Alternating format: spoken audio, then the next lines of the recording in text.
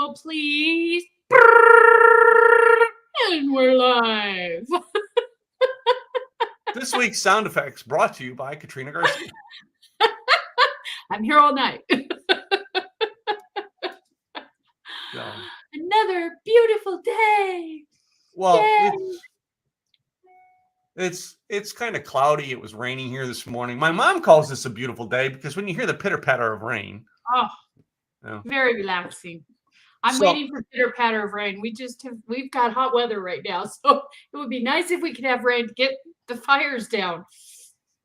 Be very nice. Please, rain come. Actually, I'm trying to realize I got to switch banners. Oh. There we go.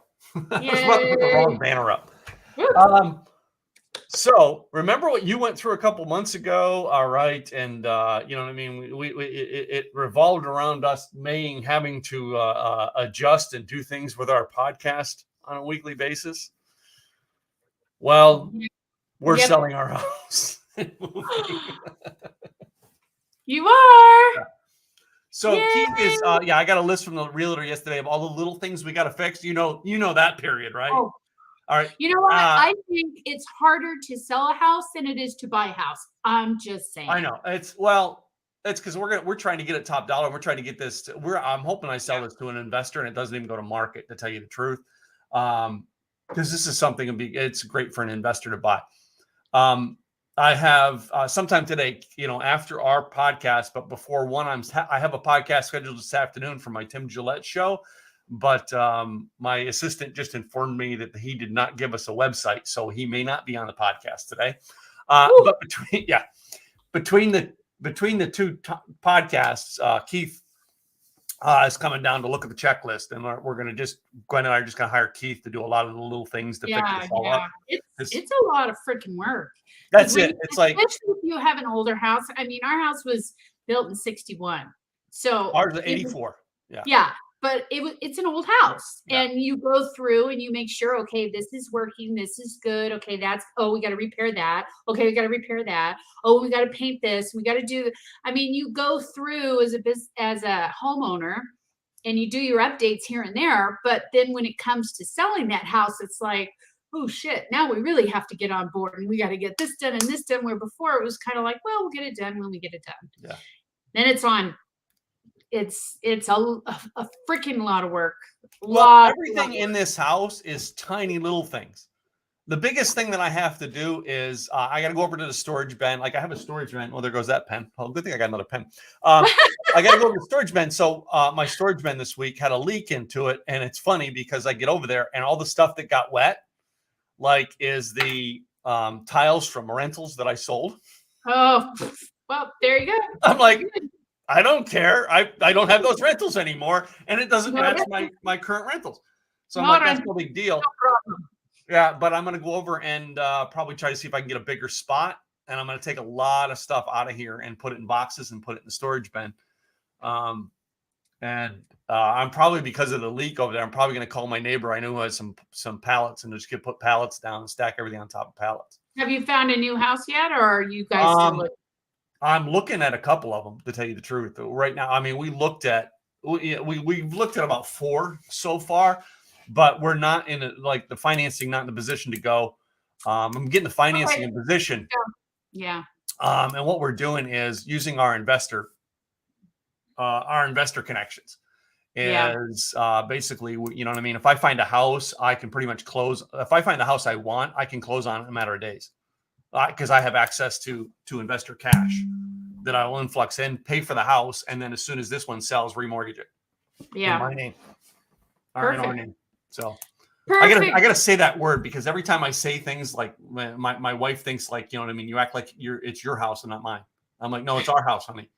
Just, we always say my house. Yeah. Yeah. Yeah, especially when you get in arguments. It's my house, my car. Wait a minute. Yeah. Hold the phone here, man. We both bought this together. Yeah. So, the number one thing that I have to remove from my house. Our house. The number one thing I have to remove for showings. You'll never guess. The number one, your office. No. Don't know. What is one thing you know about me and my other podcast? Alcohol. I've got to Your take all the bar. alcohol out of my house. Yeah, your bar. You, Yeah, yeah. my And, agent's like, you know how much alcohol you have in your house? well, and the thing is too is you when you're going through showing, you have to make sure everything's clean. Yeah. You have to make sure that it's spotless. It's like I've never cleaned so much in my lifetime than when we were going through showing the house. It's like, Yeah. oh my gosh. Yeah, it's like for me, A lot of like work. I have two bars in my house. I have a moonshine and bourbon bar up here in the office, and it's stacked against the wall. And then I have a bar downstairs that has more alcohol in it than you want to know.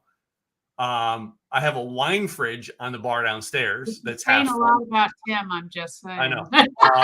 And then I have a wine rack up here that is about 90% full, and it can fit 120 bottles. Holy crap, dude. Well, the wine rack can stay, she said, with the wine on it. All right. And the wine fridge can stay. But, I'm like trying to be able to keep like one or two bourbons, like in the house. My moonshine. I gotta think of moonshine and whiskey and some tequilas back here. Have to do some drinking. Gonna have to drink it down, I guess. Gonna affect my world. So you told me about an interesting thing that you read about that I thought was, wow. I thought, wait a minute. Yeah, for the record, wow. Tim found one of the interesting stories this week. Wow. I was like, wow. Do tell. All right. So first of all, I'm going to do some switching here so I can actually show it and bring it up on screen and show you, because I actually got the website up on where this article was. I mean, this is crazy. I mean, to a certain degree, on a business aspect, I get it. But on another aspect, it's like they're gonna lose a lot. That's crazy. So this is the website. Elvis has left the building. A Las Vegas chapel gets cease and desist for Elvis themed weddings. And Elvis is everywhere. Elvis impersonators. I mean, they're all over Vegas and everywhere else. Yeah. Elvis has quite literally left the building. Las Vegas chapels no longer allowed to officiate weddings involving the king's persona. Wow. According to the Las Vegas Review, the licensed company then controls Elvis's name and image. Authentic Brands Group sent a cease and desist order to Vegas chapels, ordering them to cut the use of Elvis branding in their chapels. All are expected to be compliant by now. So, the reason I brought this up, and I thought about this as a business topic, was this is their business. Yes, like I get their that. entire business is hosting Elvis weddings. All right. Yeah. I can't remember which TV show it was on where they talked about, you know what I mean? As a joke, they're like, you know what I mean? Yeah, we got married by an Elvis impersonator. And the guy goes, well, of course we got married by an Elvis impersonator. We couldn't afford a real Elvis, Yes. Yes. But this dawns back into goes into our, all right, I'm going to kind of remove it from the screen because I want to make everybody's advertisements. Anyway, this goes into a business topic. Yep. His image, his name is controlled and owned, all right, by a marketing company. Just like, you know what I mean?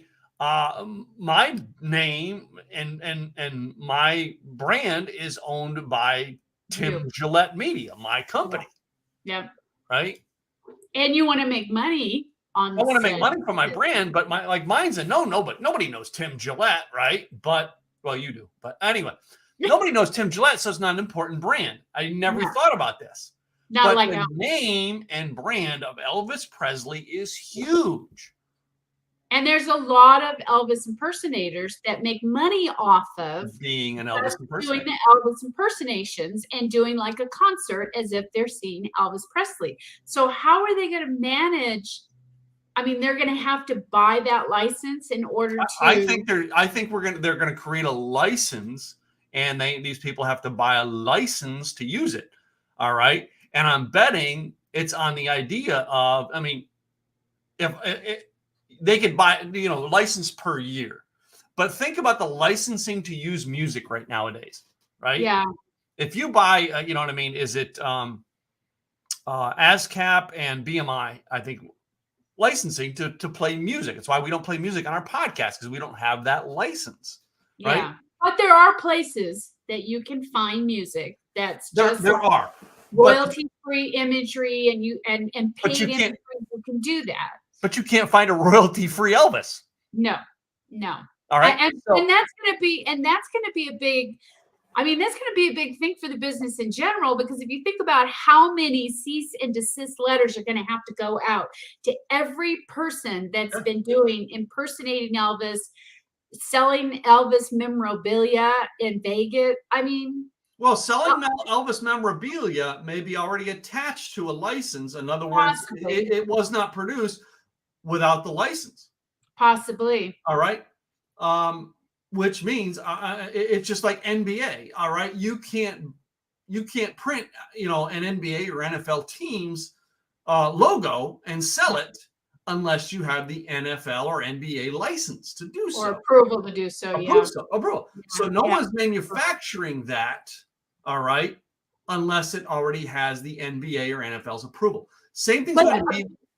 But if you think about it, though, too, there's a lot of people in Vegas that's how they make their money, is by impersonating Elvis. So are they going to get a cease and desist too because they're impersonating Elvis? Yes. But wait a minute. Well, how is this going to affect their business? All right, because you just said it. It's their business. Their business has been built on someone else's brand for years, right? Yeah. Now, say they have to get this license, and say this license is they have to pay this company who owns the right to Elvis. Say they've got to pay him $25 for every use. I don't know what the number is going to be, but let's just say it's $25 for every use. Yeah. What does that do for the industry? It now raises the costs for everything. But it's their brand. Wait a minute. But it's their brand. All right. If it was your brand, Katrina, all right, and you had that imagery and someone was just copying Katrina's everywhere, and you were that popular, how would you feel about just being given away for free? But I think this is different. And here's the reason why. Because for the longest time, Elvis wasn't really a business. It was Elvis. Elvis became a business after he died. Yeah, it became a business after he died, but they never really went after anybody that was selling the memorabilia or doing impersonations or any of that. And now all of a sudden they're going to be going after these people to get all of this. I think it's going to hurt the business up front, because there's going to be a lot of people are going to say, well, shit, that's how I make my money. And I don't have the money. I mean, what if they're charged $3,000 for that license? And now that person says, it's not worth it to me. Forget it. I'm not doing it. Well, that's it. That might lose the momentum, because as we know, I know Elvis Presley is the king, and I know that a lot of people know him, but like out of sight, out of mind, pretty soon, what if it starts to dissipate, and now people are going, nope, not going to do it, not going to do it, not going to do it. Now you see less and less and less and less. And now what kind of brand do they have? Now it's been minimized. So I don't know. I mean, if they make it cheap enough, if they're smart and they make it cheap enough and say, okay, considering how long you've been doing this and blah, blah, blah, we're going to give you the licensing to do it for this much. Okay, great, I'll do that. And then you have to do it every year. You have to okay, fine. But if they make it to where it's so much that people are going, then I'm worth it, I'm not doing it. Well, what that does is that eliminates the good business people from the bad business people. A good business person will find a way to work within the rule. I guess so. But I mean, it's still, it could also hurt their business, because now they're going to have a lot less representation of Elvis Presley, who's no longer around. No. But I don't know. If let's say there's 100, let's say there's 100 chapels that use it, right? And only 25 of them buy the license. What does that do? It makes the value of a Elvis wedding go up. Goes up. because the supply is smaller, but the demand is bigger. I don't know. I mean, it's kind of one of those you have to. I don't know. It could go both ways depending on how they manage the cost or how they manage the licensing in regards to how much it'll be. But I mean, if you're going to get a cease and desist, I would assume that they'd send you a letter first if they still wanted to work with you, saying, hey, now that this is a company and blah, blah, blah, blah, blah, if you want to be able to utilize this, you have to pay for said license, da, da, da, da. Yeah. And if you don't by a certain time, then you're going to get a cease and desist. Not just, oh, we're just going to send a cease and desist for everybody. That, I think, is the wrong way to do it, personally. I think they'd lose more people, and people might just get pissed and go, all right, you know what? We're going to do a different impersonation. Forget Elvis. Yeah. Who else is really good? It's big. We'll just do them. Wait a minute. But if their business is strictly Elvis impersonation weddings, they buy the permit, they buy the license that go with it, and they find a way to make it their business. And like I said, there's a chance if there was 100, only 25 are going to be left, and 25 are going to pay that fee, and they're going to find a way to make their business profitable. I understand the other that, 75 are going to give up. I understand that, but as a business, I think I would be more willing to work with them first before I do a cease and desist. Well, the cease and desist is to get your way. Think about that. Did you buy a trademark yet or not? I've got a trademark. No, not yet. Steal your trademark. No, I'm working on that. And I'm going to get a trademark, but and that's a big thing as business owners. A lot of us don't think about it. We go in and we get the website. Great, we've got it. We've got the domain name. We've got, the business name, but that doesn't really mean we truly, truly own that. And if somebody comes along and says, I've decided I'm going to trademark Tim Gillette's simple and easy marketing. Mm-hmm. I go in and I do that. Now I have to send you, even though you've been doing it for this many years, I get to send a cease and desist letter. And now that business you've been doing for a while, you got to come up with something totally new, brand new, the whole works, because I thought it was a great name. You didn't trademark it. So you got it, but yeah. So I got it. Yeah. I got it. There was a phrase that a friend of mine used to use. I haven't talked to him in ages, so I don't know, because he was an overpriced speaker. And I'm not going to tell you his name, but there was a phrase that he used, all right, that I used too. Right, in a different way. I said it, and I went to Trademark Factory, guy, and I said to him, I said, well, if I trademark this, what does it do? He says, well, you could trademark it, but you'd be a dirtball to him.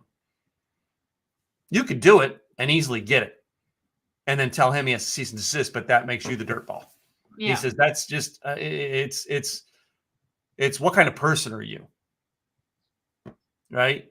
But you look at Craig. Craig had the Rockstar Radio Network. Yeah. Was a web domain he owned, a business he owned, all that stuff. Yeah. And he got cease and desist onto it because someone got the trademark onto it after him, after he already had it. Yeah. And then he had to rename it. He was using it before them. He could fight it because he was using it before them. But he basically, it's what he said to us as a group in the mastermind, is he said, basically, I could fight it and probably win. However, they would appeal it and keep me in appeals court forever. Yeah, which would cost money. Which would cost him more money. And he said he just walked away from it. But so often, I mean, you get something like this. All right, this agency that owns the rights to the Elvis stuff, they're a big money company, and they're fighting the little guy. The little guy either is going to comply with it, all right, or they're going out of business. Yeah. Yeah. All right. Or but find a new business model altogether. Well, that's it. You know what I mean? When you build your business model around someone else's brand, you're totally reliant on them. Yeah. All right. Good, bad, whatever.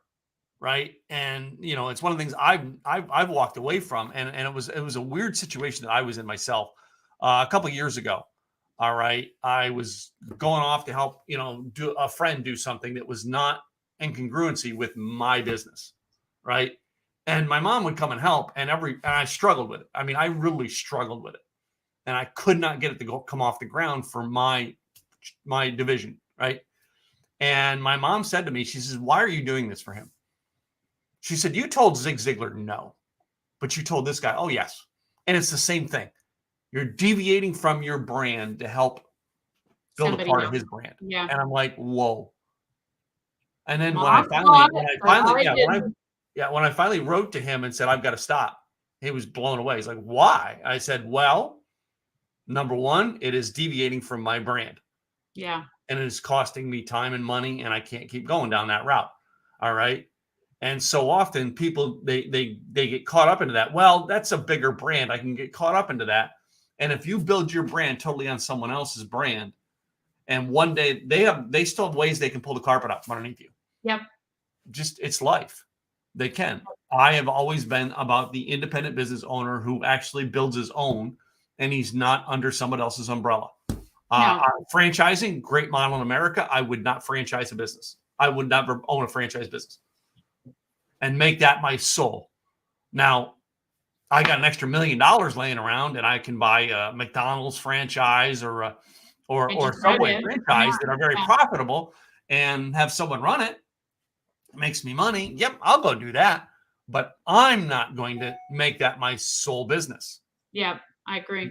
So these guys are in the predicament where it's their sole business. But if they're into the business of impersonation weddings, all right, Elvis is just one of the impersonations they do.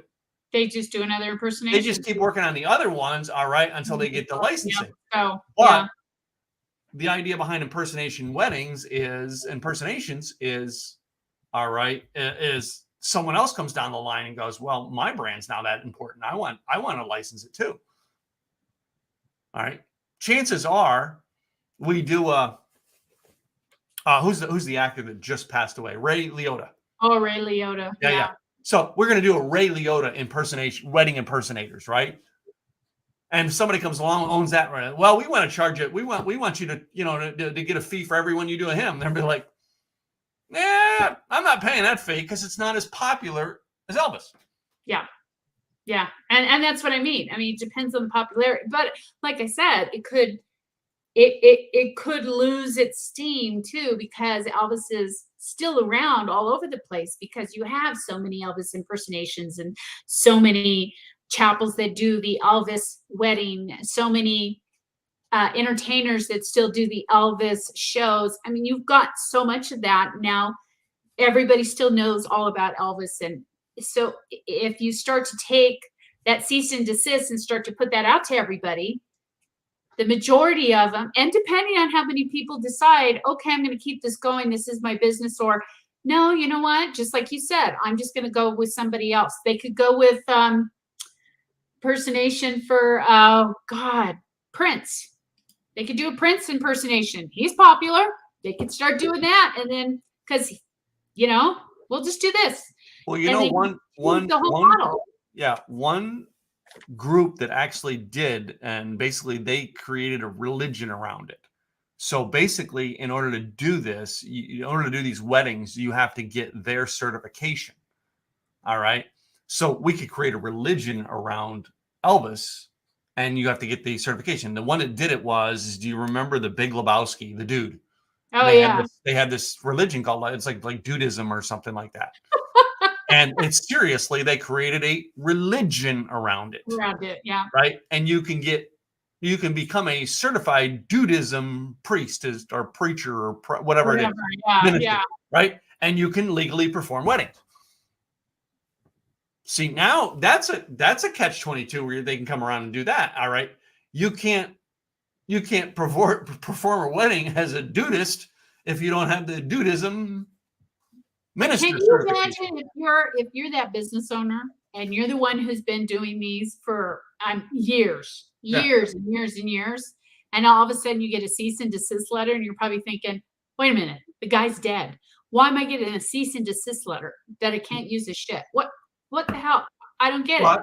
They used someone else's image to build their business. Bottom line, that's the truth. They used someone else's image to build their business.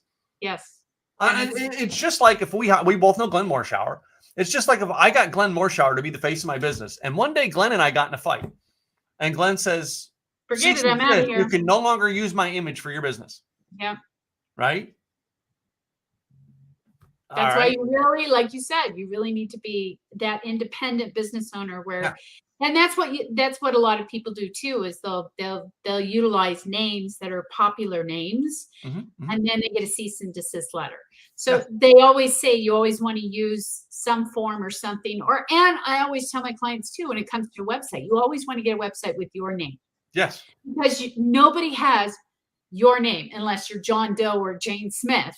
Then you've got to do something different. But for the most part, nobody has your name. And as Yeah. soon as you've got that website, it's your name. And Like it's like always like going to be. I have this name. And Gillette is, I mean, you could have gotten Gillette.com, but as we No, I know, can't. razors, you can't touch that. I can't touch that. Why? Because it's owned by Gillette. Like It's Gillette. actually it's trademarked. Yes. So you can't do anything So about that. I got my name.com as opposed to this. Yeah.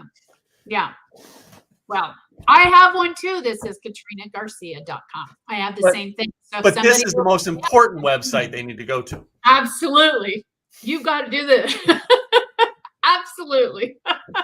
Um, well, as we think about this, and really, it is the rights of that family to own that image. All right, and Yes. if you build your business off of someone else's image, likeness, brand, all right, and all of a sudden you feel like, oh my God, did you build that brand? No, No, but it wasn't your brand. It was it somebody wasn't your who brand. built it with that name and that face on it because Yeah. it was such a popular name and face. And wait a minute, let's go back to all right. I mean, I know we really don't talk about politics. Let's go back to. Do you remember the campaign of Donald Trump when he was running for president?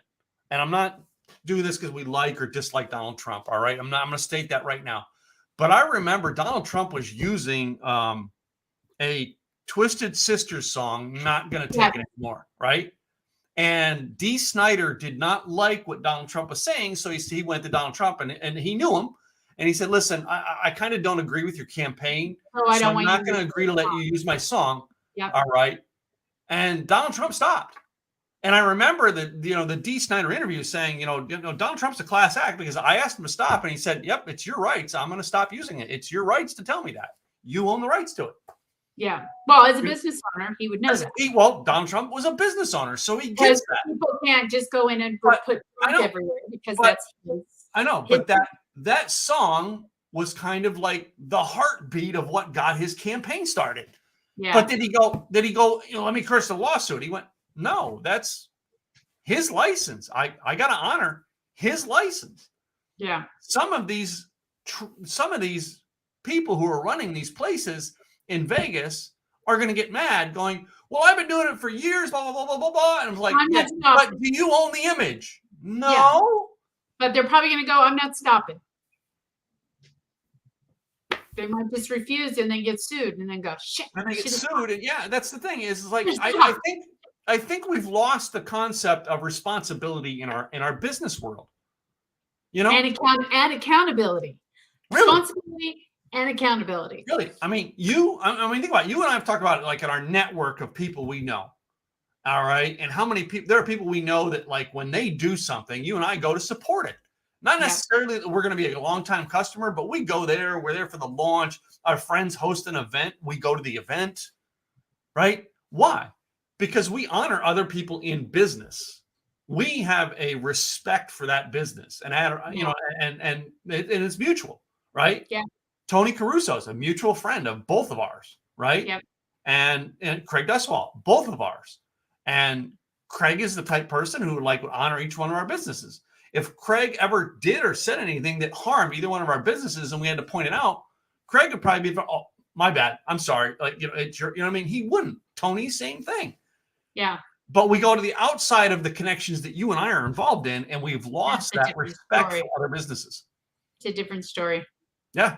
And I don't. All right. I go to someone else's business and they say, Tim, that's not allowed in our business. No problem. It's your business. Okay. Yep. Yeah. Yep. I have no problem with that. I don't sit there and go, yeah, my right.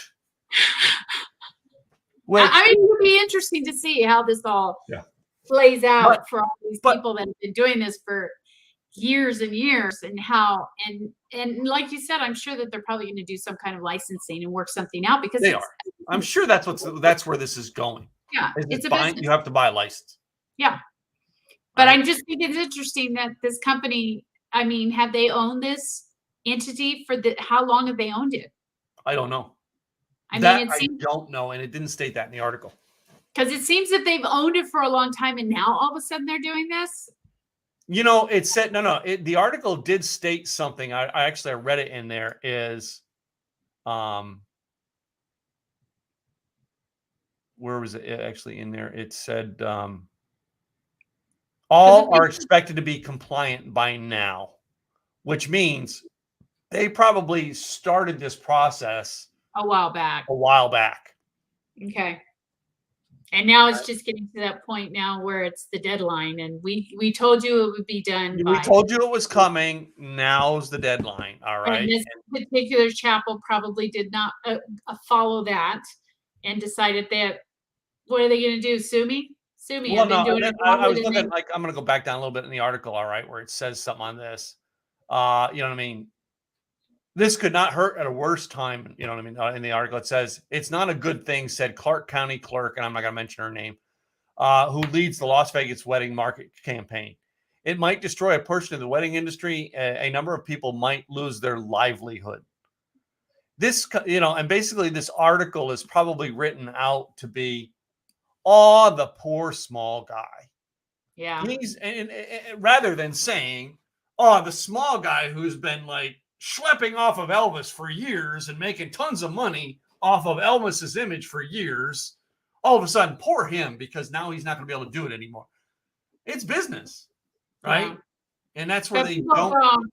But people don't look at it that way. They look at it as I've been doing this for a long time. He's not around anymore. Yeah, What's the harm? I don't understand. What's the harm? He's not even here he's anymore. an icon. He's an icon that his image, and I don't know whether it's a trademark or a license or what it is, but that's what they're going on. You know, Yeah. you think about how many shows are held or how many. I mean, I see them with Michael Jackson impersonators. You know That's what I huge. mean? Yeah. That's a huge show, business show, right? So Yeah. anyway, all right. So we had some other stuff that kind of I want to transition into it. What off of this because I remember this many years ago. It was a huge lawsuit, right? It was. I don't know whether it was in California or where it was, but basically it was a gay couple wanted a bakery to make a cake for their wedding. Yeah. I think it was And the in couple had California. religious beliefs against gays. So All they right. said they refused to do their They cake. refused to do it. And rather than Finding a new bakery. the gay couple go, okay, let's go find another baker. They said, well, we're going to end your business. And we have a We're gonna world sue of you. people who want to end other people's businesses. And this Elvis thing is not that way. They're not trying to do this to end their business. They're trying to do this to go, wait a minute. And We make want our money. portion, right? Yeah. As opposed to the wedding cake thing, where they went out on a thing that like, we're going to end your business. And I think the couple just eventually said, fine, we'll move it. We'll leave. We'll quit. Bye. Yeah. Right. And it comes down to, all right, people affecting other people's businesses because they don't get their way. And I think that's That's wrong. not Should the not way be true. regardless. If I don't like, if I don't like your web creation services, how many other people do I know who can create websites for me? But, oh, well, you know, Katrina, you're not going to do it my way. So I'm going to fight you and I'm going to make you look bad and right, blah, blah, blah. That's exactly what this news article is doing with the Elvis thing. They're trying to make the Elvis people look bad. But you just move on. And that's business. You just move on. And what a lot of customers don't realize is that each individual business is owned by an individual. That's right. And that individual has that right. And there are signs everywhere. If you go into any restaurant, coffee shop, anywhere, it says, we have the right to refuse service to anyone. Yeah. We have that right. And this couple that I followed it a little bit, they lost their case because of that sign says we have the right to refuse business to anyone. That's right. They lost their case because of that. But here's the thing. Now they put this bakery on this whole thing. They had people outside doing they were protesting all kinds of things just because of this one couple that got pissed off because this bakery said he wouldn't do it. why can't you just find another bakery? Yeah. That's what I don't understand. And so as a customer, okay, you're not happy with the services. Next. Now, if it's a business that not is in your area, they're the only ones that do it, then maybe that's a little bit different. Maybe that's a little different. All right. But still, it's a business that's owned by an individual.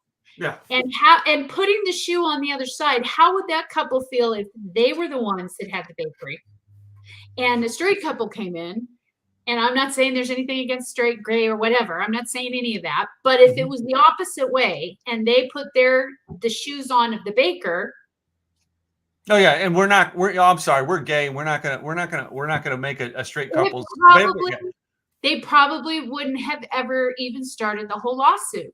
But like you said, with customers, if they don't get their way, it's now I'm just going to take you down and you're not going to have a business. I'm going to own your business. That's not the way to do it. There's so much out there that you can choose from. Why is it you got to destroy somebody just because they didn't do it the way you wanted? Yeah. Okay. Do you remember the movie that came out, The Social Network, about the Facebook story? Yes. Do you remember the one part in the movie? The two twin brothers go into the dean's office or whatever. All right. And they're like, he stole our idea. And the dean goes, we'll come up with a new idea. Yeah. Come up with a better idea. Come up with a new idea. And I'm like, yeah, but this is where it may not. And the guy goes, to me, it's funny that he said this and it doesn't run into my story, but he said, no, I was like the Secretary of State, like, trust me. There's other ideas. It's not a big idea. And they're like, yes, it is. And it's like how big the idea is today. But anyway, that's side story. Yeah. The idea behind it is come up with another idea. The average, and Shark Tank is one of the shows that I loved watching. And I used to watch people go, well, no, I want to hold on to it. It's my baby. And I'm like, I'm not giving you. What do you mean you're going to take 50%? 50%. Yeah.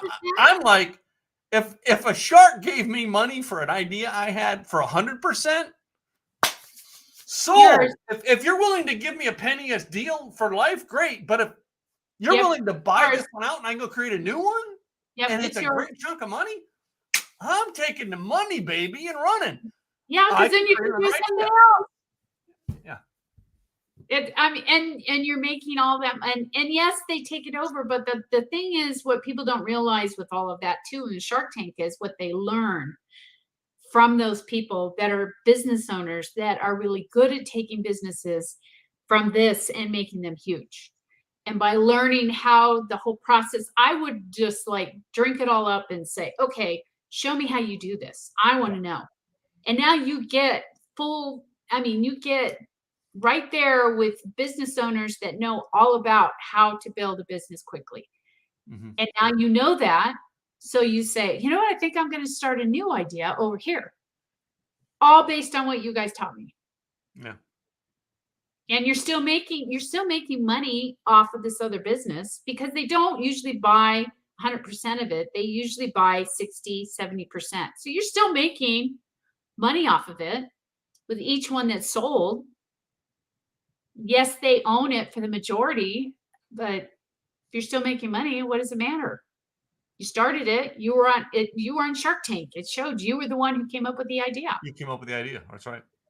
And that goes into too that I had read somewhere that a lot of people that come up with ideas for the patent office will send them into the office. And they had this big, huge article where there were employees in the patent office that thought, this is a really good idea. I'm going to put it under my name. Nobody's going to know the difference. And so it got to the point where there were a lot of people that were so pissed off about it that they were like, how can I get a patent if I can't even trust the people in the patent area to not take my idea and go and run with it? Yeah. And it was a big, huge scandal for a long time, and got to the point where people were like, I'm not even going to get a patent. Forget it. I'm not going to do it.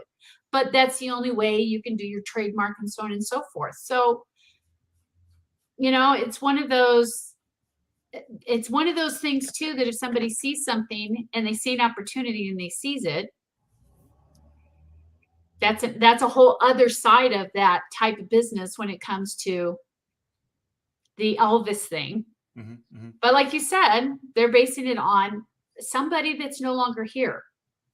They're basing it on somebody's persona that's no longer here. They bought it, they own it, but once that persona goes away and people forget about it, then what happens to that? Yeah. It may not. I don't know, but we don't know that. Yeah. So maybe we should ask the listeners today. What do you think? Do you think this is a good thing or a bad thing? Do you think they should have the right to ask for a license, to ask for part of the sales, or do you think it's wrong? I'm curious. Yeah. So Yeah. put in the comments what your opinion is. I would love to hear it. So I think it just depends on the situation personally. I think it depends on the person, how long they've been doing it, what they've been doing, what was the capacity that they were doing it under, and then working at it. If I was a company, I'd say, okay, let's work out a deal. Tell you what, you pay us this licensing fee of this much, like I said, per month or a year, whatever, and you continue on doing what you want to do. We make money, you make money, win-win. So, and that may have been the case. It's just that this particular article is coming up because this particular chapel decided that they were going to ignore it. It wasn't a particular chapel. This one here was the whole industry. It was put out that the whole industry was notified. Yeah. And the article was meant to, the poor little guy's getting hit again hard because of the fact after the pandemic and now this. Like, the little guy has been making a living off of the big guy for years. Yeah. Without paying his dues. Yeah. So that's the bottom line, in my opinion. So anyway, I agree. Let's move on to this other topic you talked about. This was what did you have? Like it was a.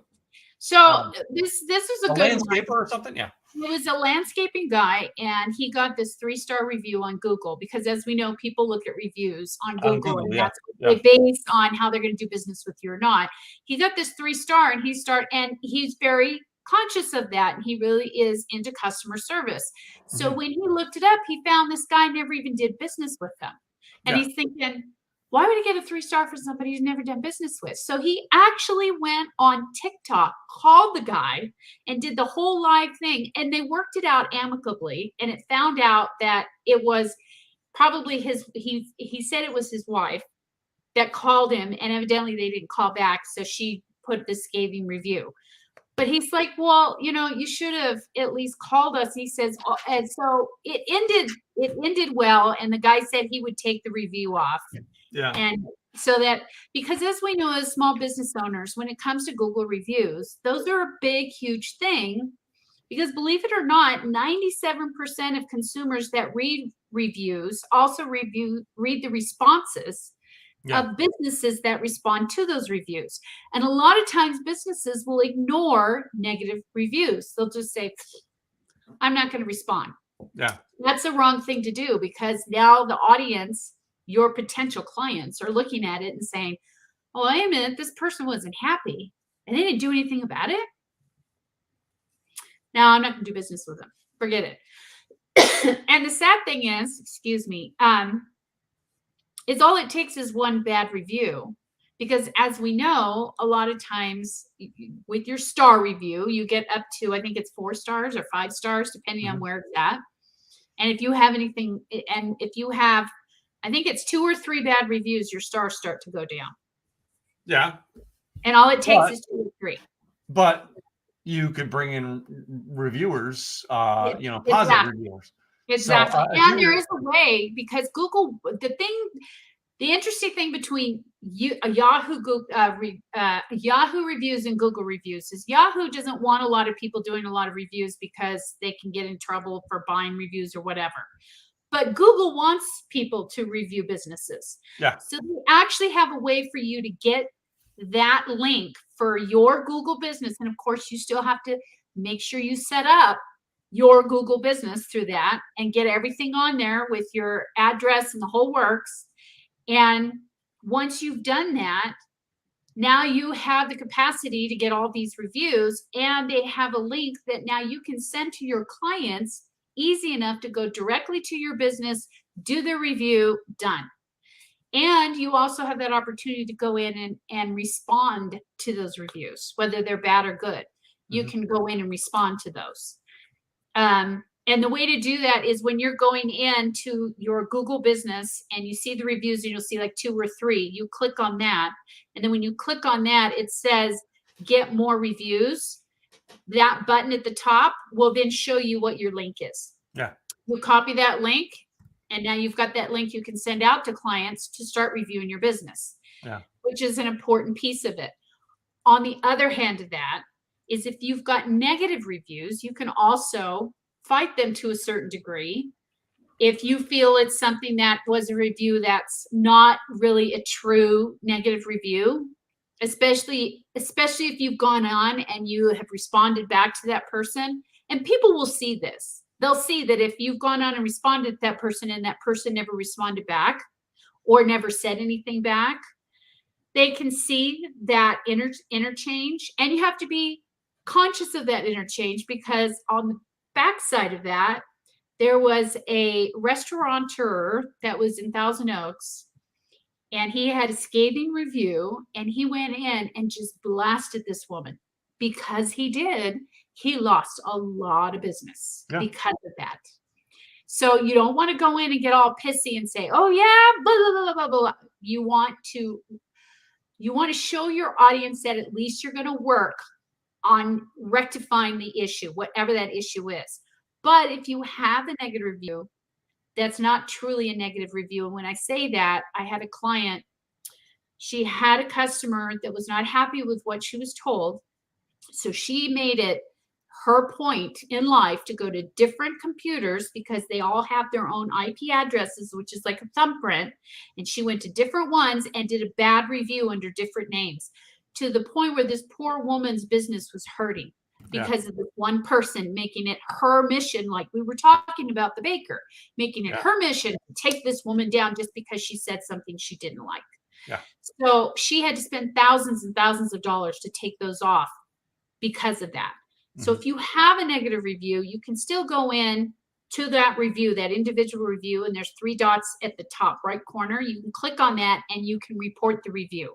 And when you report it, then you can show all the back end information of what you did with the customer and so on and so forth, and if they could take it down.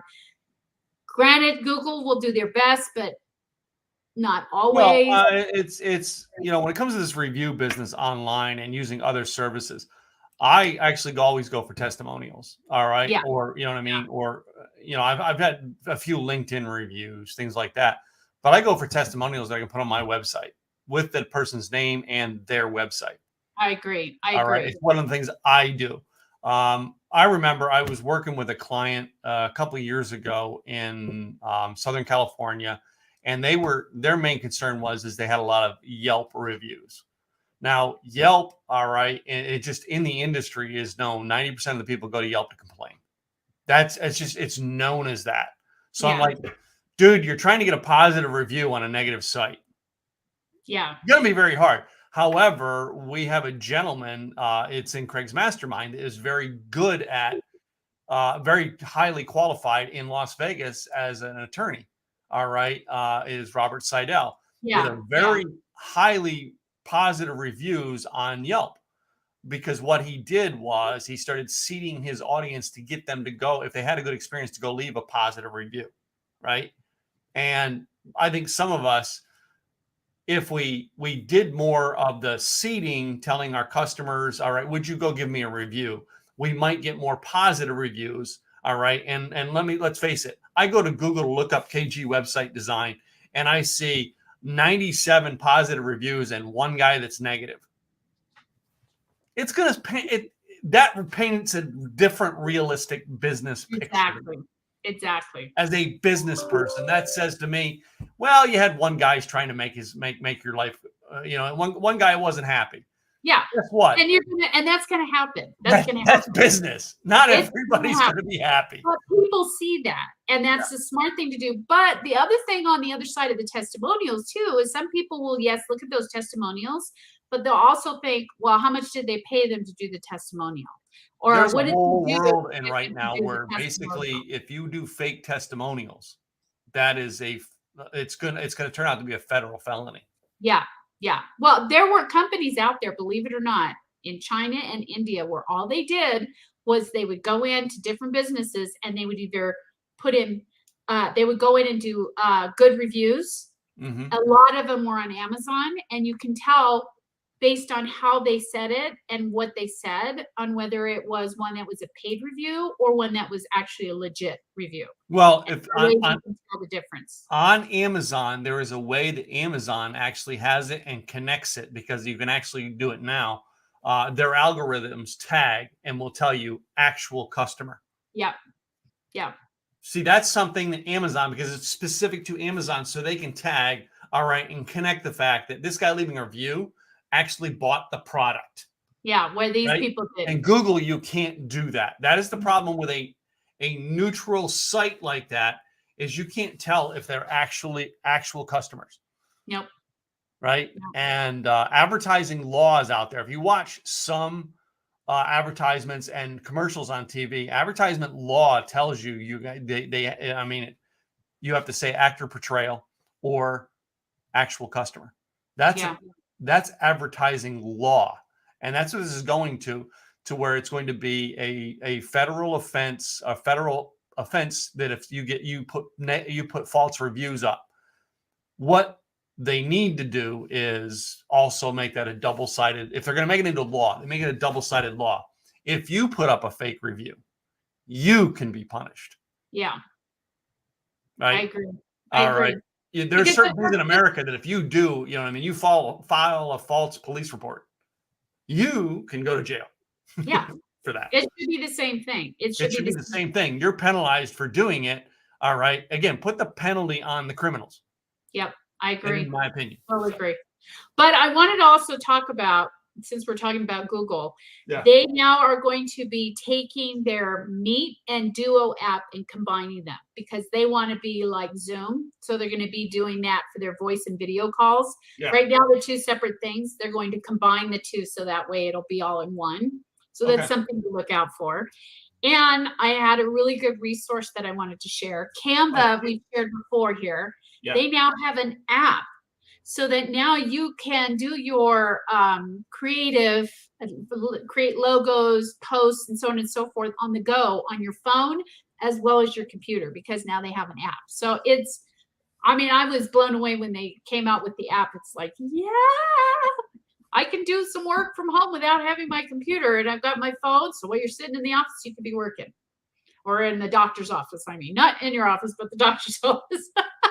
Yeah, because I always work from the doctor's office. Yeah, I was. Well, let's face it. And you're in the doctor's office 9 times out of 10, you're sitting there for like 2 or 3 hours before you get to see the doctor. At least you can get some things done. So I thought this was a great opportunity, and they're starting to push that out now, where they've got the app and a lot of software doing the same thing. You're going to see more apps on software so that people can utilize them on the go.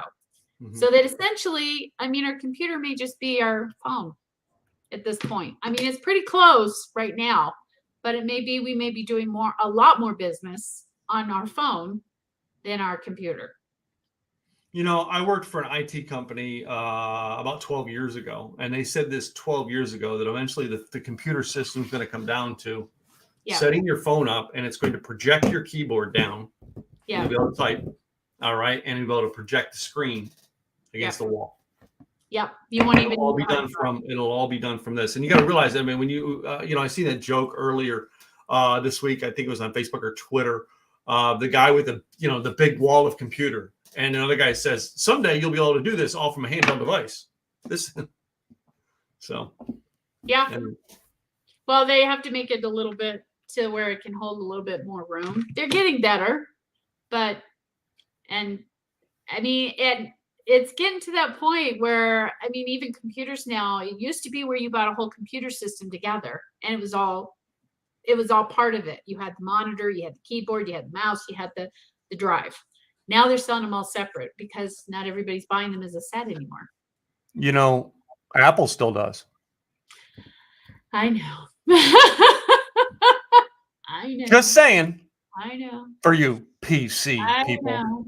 But I'm a longtime PC girl, and I'm going to stick to it. I have never been PC. Just Okay. saying, different PC. I've never. And I been have PC. used Apple and PC, so I can have an opinion.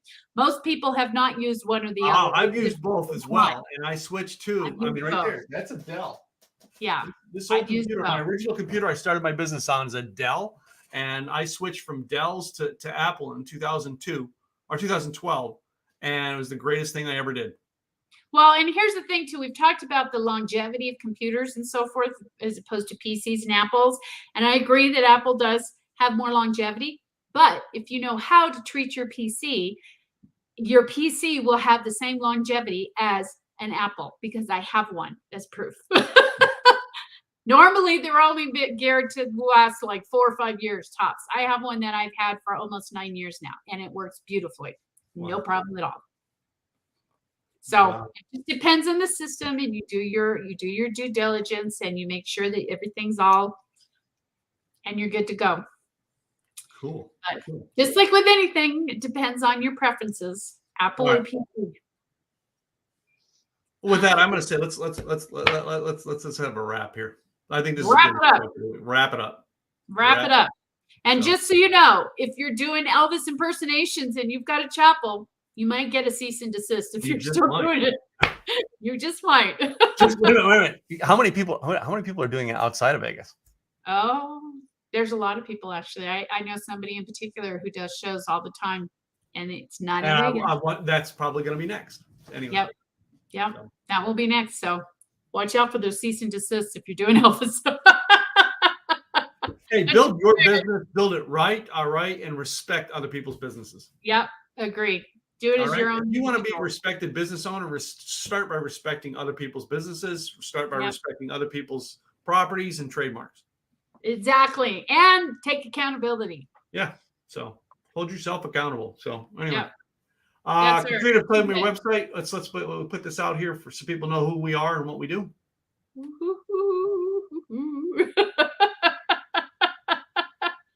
I do websites. I help you build your business, grow your list, and make more money with your website. Cool. And, sir, You're learning wrong. Come on, I I'll tell you how to learned- do this. So Sir? basically, I hope Simple Easy Events, Simple Easy Marketing is my trademark. All right, we help you make your marketing and online business simple and easy for your clients, customers. All right, those people are going to do business with you. You want them to find you, get to know you, and buy from you faster. That's what we help you do. All right. Part of the things we do is teach people doing podcasts like we're doing right here. All right. Be sure to go like our podcast, our Facebook page, facebook.com/podcastgspot. Our Business G-Spot podcast.